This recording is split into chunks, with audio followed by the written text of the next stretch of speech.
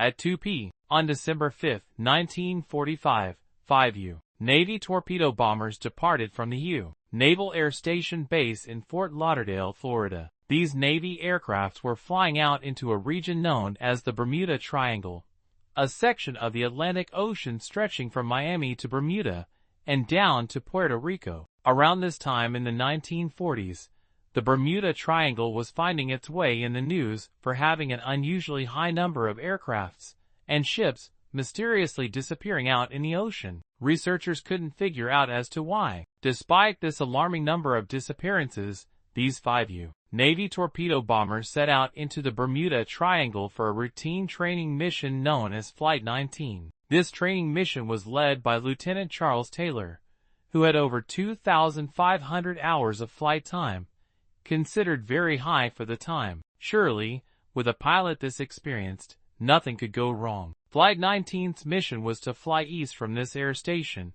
and drop some bombs as a training exercise over a coral reef called Hens and Chickens. After dropping the bombs here, the group of 5 aircrafts would then fly north over Grand Bahama Island and then finally turn west and head back towards Fort Lauderdale. The weather was forecasted to be mostly clear with a slight chance of scattered showers. As the group of 5 bombers departed Fort Lauderdale, everything was going as planned. Flight 19 dropped their test bombs over the Hens and Chicken Reef and then began heading north towards Grand Bahama Island. As Flight 19 began heading north, this is when very unusual problems began to arise. At approximately 3:45 p.m., now an hour and 45 minutes after the flight first departed, Lieutenant Taylor began calling back to the Fort Lauderdale flight tower, sounding very confused and worried. Taylor said that he did not see land, referring to the Grand Bahama Island, and believed that Flight 19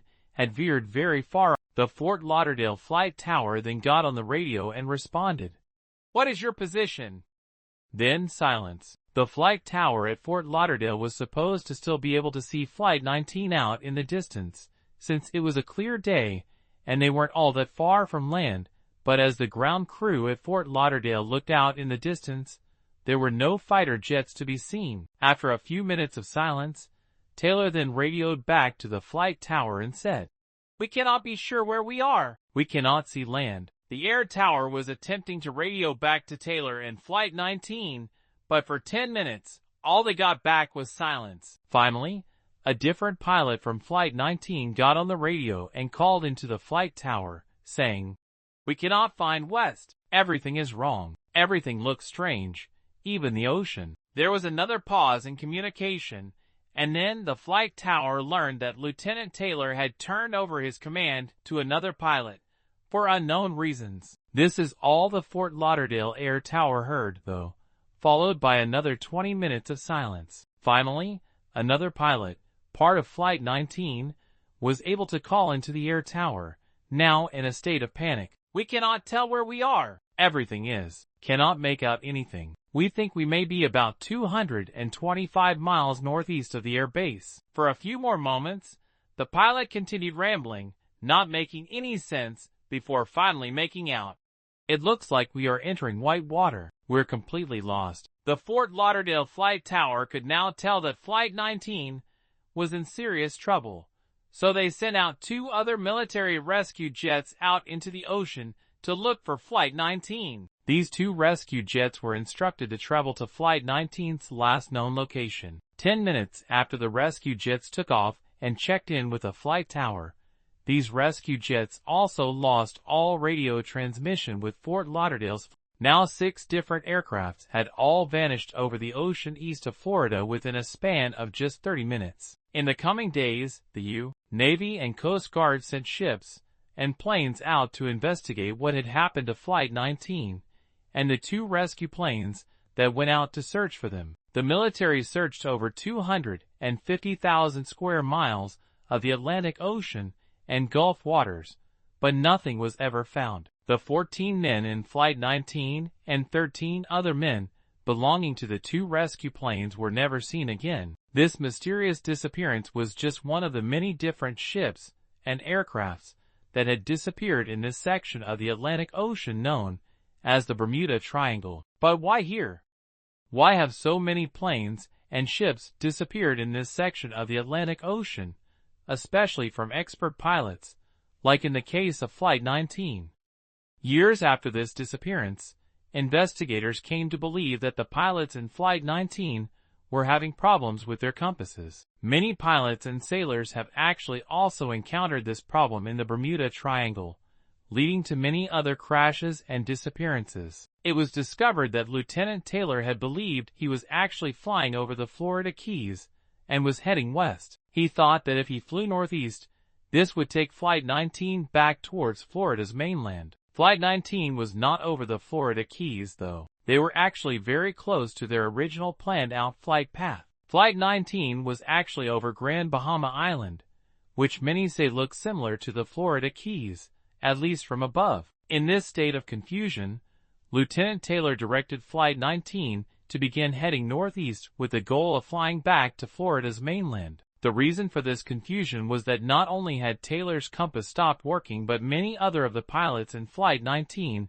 had strange things happening with their compasses. Shortly after making this decision to fly northeast, some of the other pilots argued that they were actually in the correct flight pattern all along and argued that they should turn west, back towards Florida. Taylor reluctantly agreed and Flight 19 began heading west back towards Florida. The only problem was, they were already so far out in the ocean by this point that they had a long distance to go to make it back to Florida. Flight 19 continued heading west, until at some point Taylor decided that they had tried going west enough, and then once again set Flight 19 on course to head back northeast. Flight 19 was going nowhere at this point, and began running out of fuel. They likely crashed into the Atlantic Ocean somewhere north of Abaco Island and east of Florida, ending all 14 men's lives. As for the two rescue planes that went out to search for Flight 19, witnesses actually believe that they saw these two planes' final moments. Witnesses on ships nearby reported seeing an explosion far out in the distance. The type of aircraft being used for this rescue operation had a well-known fuel problem,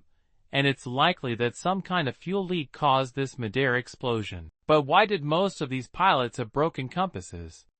This is actually a common issue in the Bermuda Triangle, where many sailors and pilots have reported that their compasses don't work as normal. Here in this stretch of the Atlantic, compasses often point to the geographic North Pole rather than the magnetic North Pole. This can make a big difference in navigation, as the true North Pole and magnetic North Pole are roughly 1,200 miles away from each other. Many believe the remains of an underwater volcano is what's throwing off the compasses. This underwater volcano is what formed the actual island of Bermuda millions of years ago. This volcano left a large amount of basalt, which is what forms when magma and lava. This basalt contains a very high concentration of iron and magnetite, which both have unusual magnetic properties. Magnetite is actually the most magnetic naturally occurring substance on Earth. There is said to be 500 billion tons of magnetite around Bermuda, concentrated in the basalt that the underwater volcano left behind. These magnetic properties in the basalt are likely what threw off the compasses of Flight 19's pilots, as well as many other pilots and sailors who have navigated through the Bermuda Triangle. Researchers have found that compasses can be off by 10 degrees due to the vast amount of magnetite in this area. These volcanic remains have been detected 200 miles from Bermuda, showing that a large area of this triangle could have unusual magnetic properties. Some argue that this magnetic interference is only a small reason as to why planes often go missing in the Bermuda Triangle. However, the next reason as to why planes often go missing here is actually never really talked about. The Anchorage Daily News dives into how investigators focus on the wreckage of the plane that crashed in western Alaska, which may explain how this crash actually happened, while the New York Daily News is reporting that all 10 victims from the Alaska plane crash are identified, which goes more into who the victims of this crash actually were. By having a list of different articles covering the same topic, you're able to get good information from different sides of the political spectrum. Using ground news has been especially helpful for my research, as I'm able to research the publisher before I even start going through the article. This is very important for trying to stay as neutral and unbiased as possible in my videos. I encourage you all to try out Ground News for yourself, where you can get 40% off the Ground News Vantage plan today by using the link in my description. You can only get this deal by going to Ground News/Uncovering or clicking the link in my description. Subscribe to Ground News today for only $5 a month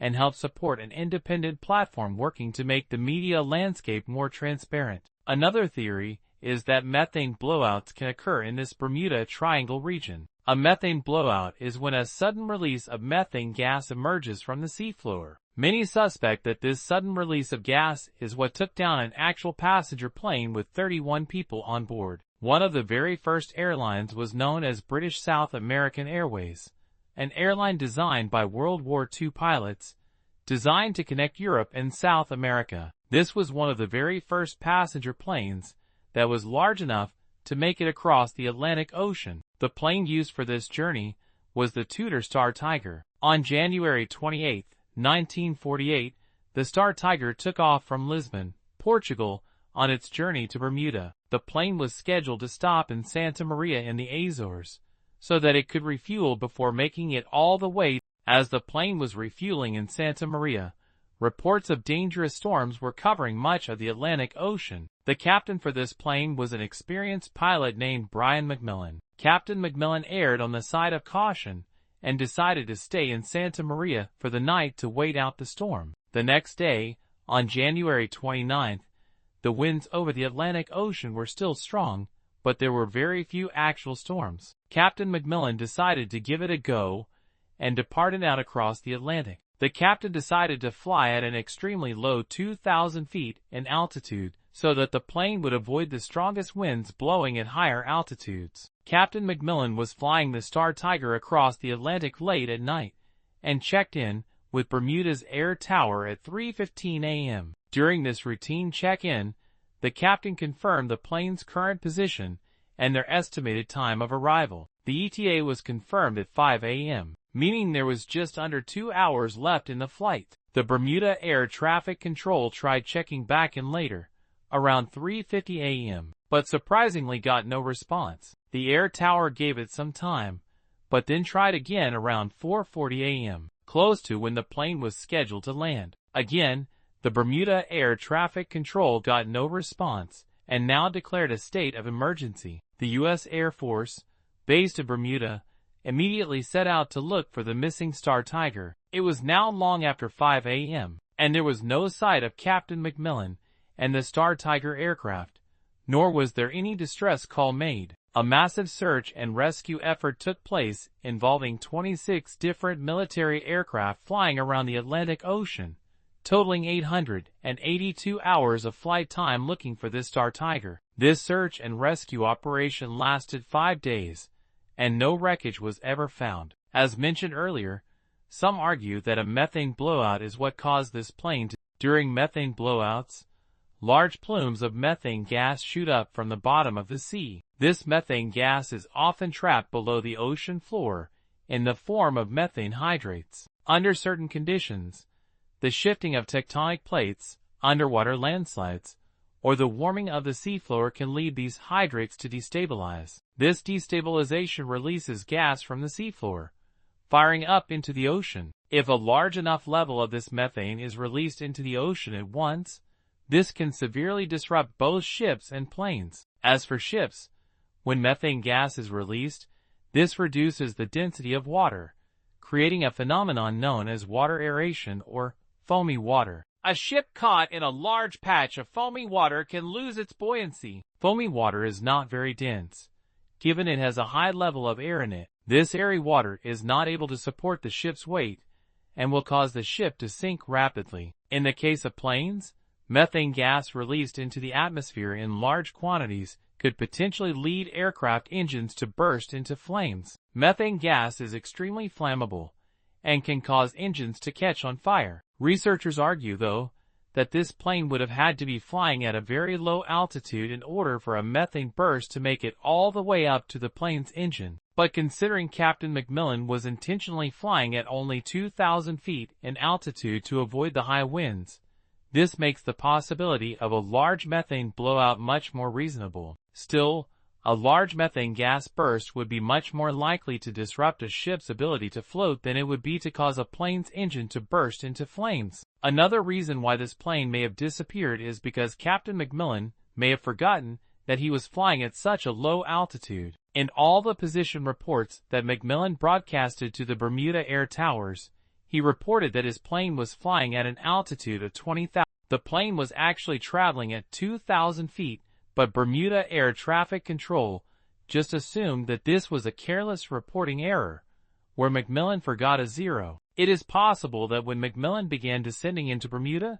he forgot how low to the ocean he already was. It's possible that this plane could have kept descending until eventually it crashed into the ocean, not paying attention to the real altitude. While this disappearance likely could have been due to the pilot not paying close enough attention, another major passenger plane disappeared in the Bermuda Triangle in 1948, and it might not have been due to pilot error. At 7:40 p.m. on December 27, 1948, a DC-3 plane had just landed at the San Juan Airport in Puerto Rico. Like the Star Tiger, the DC-3 was also one of the very first ever passenger planes. This DC-3 had just come in from Miami and was only going to be in San Juan for a short time to drop off passengers and pick new ones up before heading back to Miami. Just a routine turn, as they call it in aviation. While in San Juan, Captain Bob Lindquist reported to the airport's ground engineers that the light indicator for the landing gear had not come on at the time of his landing. The ground crew immediately started doing maintenance checks and found that the battery was weak on charge. The ground crew began refilling the battery and told the captain that it would take several hours before the battery was fully recharged. Captain Lindquist did not want to wait this long and had a different idea in mind. The captain said that he would prefer to just recharge the battery with the plane's generator once the plane had made it back up in the sky. Captain Lindquist seemed like he was in a hurry to make it back to Miami. The ground engineers agreed with this decision, and then the new 28 passengers boarded the DC-3 to fly from San Juan. Right before the plane was about to take off, another issue arose, where the radio transmitter was also not working properly, also due to a low battery. Captain Lindquist was able to receive messages, but he wasn't able to send any. This problem had to be fixed before the plane was allowed to take off, so the DC-3 waited at the end of the tarmac until the radio transmitter was fully recharged with a new battery. Now, at 10:03 p.m., when all seemed to be working, Captain Lindquist and the DC-3 were allowed to take off with the 28 passengers and 3 crew members on board. Shortly after takeoff, the captain was advised to stay near the San Juan airport until a two-way communication was established with Miami. Commercial planes, even back in 1948, typically set up communication systems where they were able to stay in contact with more than one airport at a time. This was especially important for Captain Lindquist, given he was recently having problems on the ground with this radio transmitter. The flight then circled San Juan for about 11 minutes before successfully connecting with Miami's air tower. Now the two-way communication was officially confirmed, and the DC-3 began flying northwest towards Miami at 11:23 p.m. Now, a little over an hour into the flight, Captain Lindquist sent his routine radio transmission signal to communicate where the plane was on the route back to Miami. The flight was at 8,300 feet in altitude and had an expected arrival time of 4:03 a.m. This radio transmission signal was received at the Miami airport, roughly 700 miles away. But strangely enough, there was no radio transmission signal received at the San Juan airport, much closer to the plane's current location. Captain Lindquist then sent another radio transmission signal later in the flight to indicate their position, as they were getting ready to descend into Miami. At this point, the DC-3 was 50 miles south of Florida and was scheduled to land in Even stranger, this time the signal wasn't picked up at the Miami airport,